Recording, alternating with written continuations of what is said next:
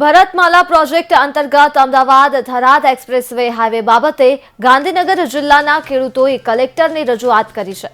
નવી જંત્રીનો અમલ કર્યા બાદ જમીન સંપાદન કરવા ખેડૂતોએ આવેદનપત્ર આપ્યું છે, તો જૂની જંત્રી મુજબનું જાહેરનામું તેમજ નોંધ રદ કરવા ખેડૂતોએ માંગ કરી છે। નવી જંત્રીનો અમલ નહીં કરવા બિલ્ડરોએ કરેલી રજૂઆતને ખેડૂતોએ ગેરવ્યાજબી ગણાવી છે, તો નવી જંત્રી મુજબ જમીન સંપાદન નહીં કરાય તો આંદોલન કરવાની ખેડૂતો દ્વારા ચીમકી પણ ઉચ્ચારવામાં આવી છે। તો હવે નવું જાહેરનામું પાડે એ નવી જંત્રી કન્સિડર કરીને પાડે, એ પહેલાં જાહેરનામું ના પાડે અને એમને જે કાચી નોંધો પાડેલી છે 7/12માં એ કેન્સલ કરે, કારણ કે એ નોંધોથી અમને નથી બેંકમાં લોનો મળતી, નથી ડ્રીપનું કામ થતું કે કોઈ વારસાઈ થતી, એટલે અમને મોટી તકલીફ છે।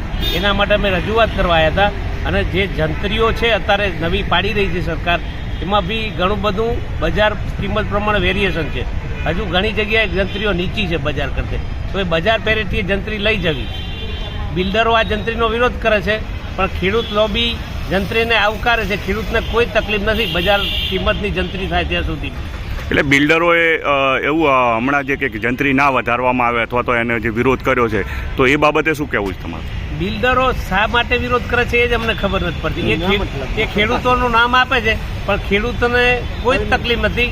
ખેડૂતને તો એમની વેલ્યુ છે જે એ સરકાર ઊંચી કરે છે, ખરેખર વેલ્યુ ઊંચી જ છે, તો સરકાર અત્યારે એમની આવકે ગુમાવી રહી છે સ્ટેમ્પ ડ્યુટીની, સમજો ને।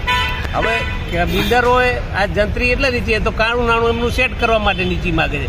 આજ સુધી કોઈ ફ્લેટ રાખ્યા કસ્ટમરે તો બિલ્ડર ક્યાં પૂરા પૈસાનો દસ્તાવેજ જ કરે છે? 50%નો દસ્તાવેજ કરે છે, 50% બ્લેક લે છે, 50% વ્હાઇટ। જો એવું હોય તો આખો વ્હાઇટનો કેમ નથી કરતા? ઘણા સારા બિલ્ડરો છે જે 30-40 વર્ષથી પ્યોર વ્હાઇટનું બી કરે છે।